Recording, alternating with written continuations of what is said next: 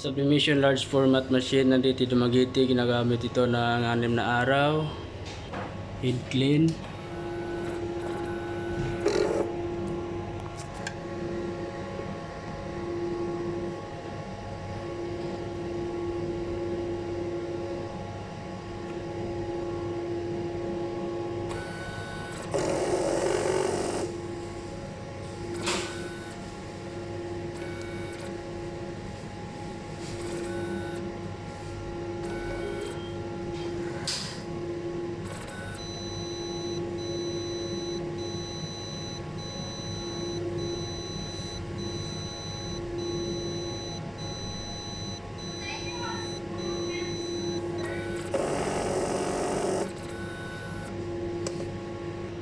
Nasa ng wiper pagkatapos mag-head clean.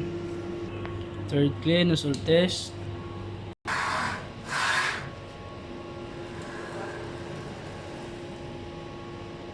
Ito naman yung printer head namin. Ito naman yung capping. Yung system namin tama lang. Ito naman yung ground wire. Ito naman yung EVR. Ito naman yung waste tank. Tilinis lang po ito every Tuesday. Ito naman yung first out na ink.